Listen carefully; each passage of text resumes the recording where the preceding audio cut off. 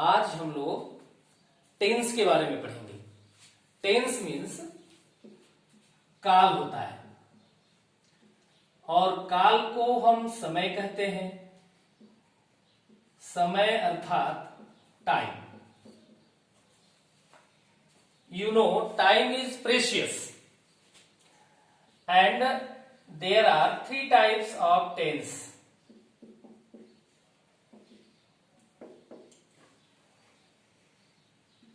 Present tense, past tense and future tense. Present, always saying, always live in the present, and past, always saying that learn from past, and if you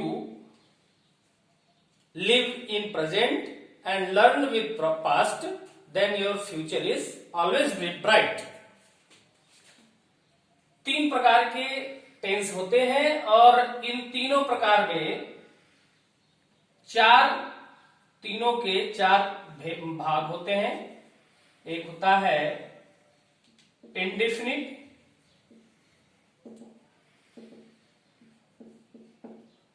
second होता है continuous, third होता है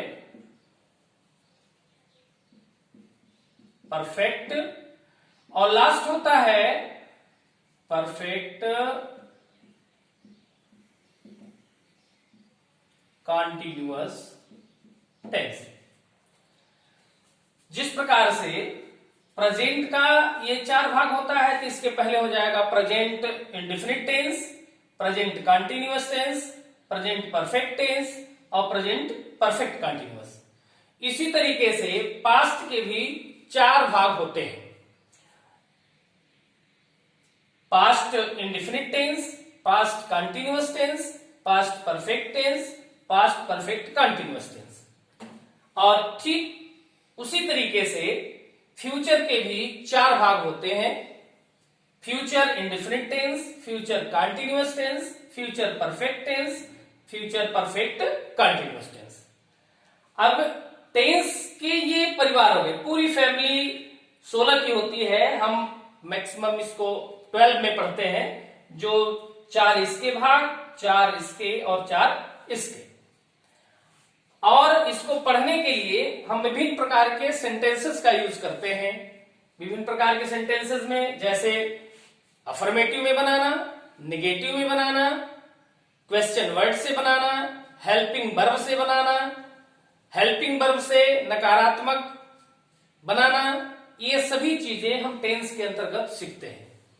इसको जानने के लिए हमें tense के प्रत्येक भाग को पढ़ना होगा। जैसे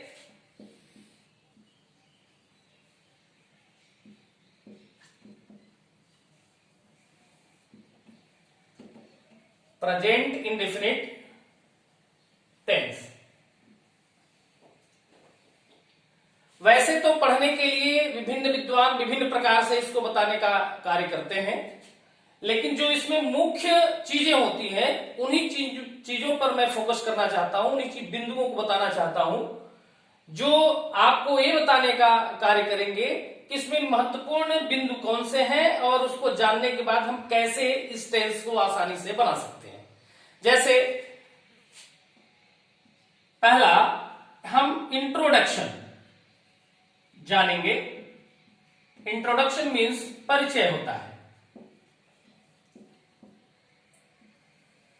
जिस प्रकार से किसी व्यक्ति को जानने के लिए उसके परिचय की आवश्यकता होती है, ठीक उसी तरीके से इस टेंस को जानने के लिए इसके इंट्रोडक्शन की आवश्यकता होती है। और जिस टेंस में ता के बाद है, टी के बाद है, ते के बाद है और ता के बाद हूं,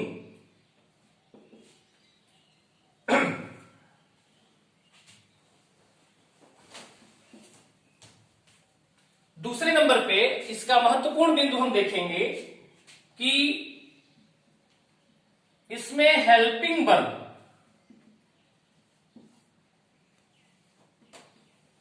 हेल्पिंग वर्ब मतलब सहायक क्रिया।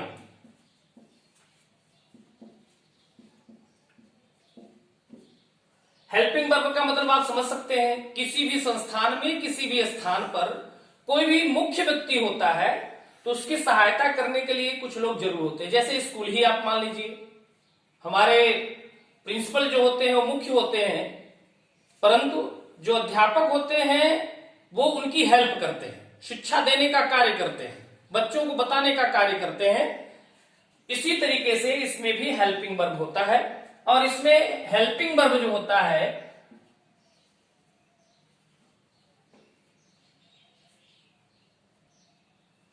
डज और डू।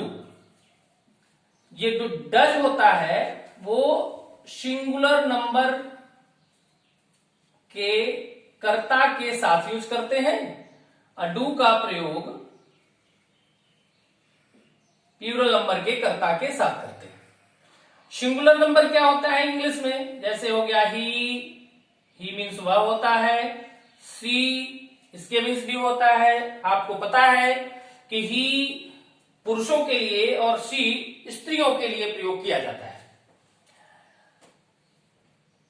इट का प्रयोग, इट का सिंगुलर नंबर में इसका यूज करते हैं।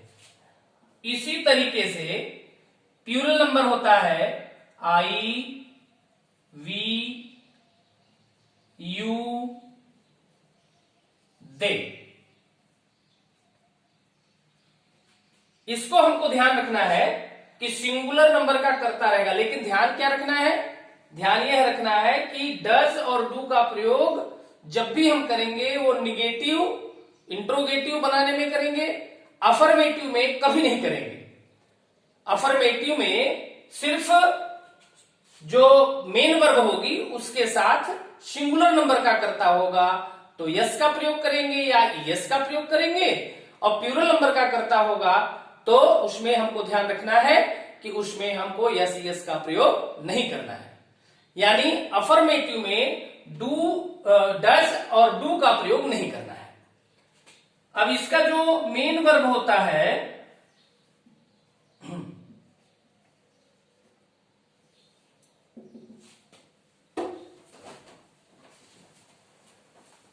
मेन वर्ब होता है, इसमें फर्स्ट फॉर्म का हम यूज करते हैं। और ध्यान क्या रखना है, फर्स्ट फॉर्म में यस या ईएस का प्रयोग हम अफर्मेटिव में करेंगे, वो भी सिंगुलर नंबर के साथ, प्लूरल नंबर के साथ हम यस या ईएस का प्रयोग नहीं करेंगे। एक बात और ध्यान रखना है कि जब निगेटिव या इंट्रोगेटिव क्वेश्चन वर्ड से किसी भी प्रकार से अगर हम अफर्मेटिव को छोड़ करके सेंटेंस बनाते हैं तो उसमें यस ईएस का प्रयोग नहीं करना है। यस ईएस का प्रयोग मुख्य रूप से 3 स्थानों पर किया जाता है। एक अफर्मेटिव में सिंगुलर नंबर के साथ, दूसरा नेवर के साथ, और तीसरा हु के साथ। इसको आप ध्यान रखेंगे। अब हम एग्जाम्पल देखेंगे। एग्जाम्पल में वह गीत गाता है, वह गीत गाता है। अब इसमें हमको ध्यान क्या रखना है कि इसमें सब्जेक्ट क्या है, वर्ब क्या है और ऑब्जेक्ट क्या है। तो इसको जानने के लिए हम देखेंगे तो वह जो है वह सब्जेक्ट हो गया, और गाता ये जो हो गया ये वर्ब हो गया, और गीत यह हमारा ऑब्जेक्ट हो गया। तो हम सबसे पहले, चूंकि ये अफर्मेटिव सेंटेंस है, इसमें डू डज का प्रयोग करना नहीं है, इसमें सबसे पहले हम सब्जेक्ट का प्रयोग करेंगे, फिर वर्ब का प्रयोग करेंगे, फिर ऑब्जेक्ट का प्रयोग करेंगे। वह का क्या होता है, ही होता है, और गाने का क्या होता है, सिंग। अब चूंकि ही जो है वो सिंगुलर नंबर है, तो सिंगुलर नंबर होने के कारण इसमें मेन वर्ब में हम यस का प्रयोग करेंगे। अगर ये प्लूरल नंबर होता तो यस का प्रयोग हम नहीं करते। Sings a song, full stop. जबकि प्लूरल नंबर का एग्जाम्पल में आप ध्यान देंगे कि वे का होता है दे और जाना का गो होता है।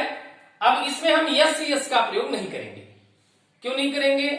इसलिए क्योंकि सिंगुलर नंबर रहता तो हम यस यस का प्रयोग करते, प्लूरल नंबर का करता है तो अफर्मेटिव में हम यस यस का प्रयोग नहीं करेंगे। तो दे गो टू बाजार का होता है मार्केट, तो दे गो टू मार्केट। अब इसी तरीके से अगर निगेटिव बनाना होता तो यहां पे हम ही के साथ डज का प्रयोग करेंगे और दे के साथ डू का प्रयोग करेंगे। ध्यान क्या रखना है, यस यस का प्रयोग फिर निगेटिव से नहीं करना है। ठीक है, अब आगे हम चलते हैं। तीसरा, आपको अंग्रेजी कौन पढ़ाता है। अब इसमें कौन शब्द जो है वह बीच में आ गया, तो बीच में जब आ गया तो क्वेश्चन वर्ड जो होता है इसका उसको सबसे पहले लगाते हैं, उसके बाद हेल्पिंग वर्ब का प्रयोग करते हैं। तो कौन को कहते हैं हु, और हु चूंकि हेल्पिंग वर्ब यहां पे आपको ध्यान रखना है कि अगर हु आ गया तो वहां पे आपको डज या डू का प्रयोग नहीं करना है। तो मेन वर्ब क्या होगी, पढ़ाता। पढ़ाना के क्या होता है, टीच, और टीच में हम क्या लगा देंगे, ईएस। क्यों करेंगे, क्योंकि हु जो होता है वो सिंगुलर को दर्शाता है और सिंगुलर होने के कारण यहां पे इसका प्रयोग हम करेंगे। हु टीचेस यू क्या चीज, इंग्लिश,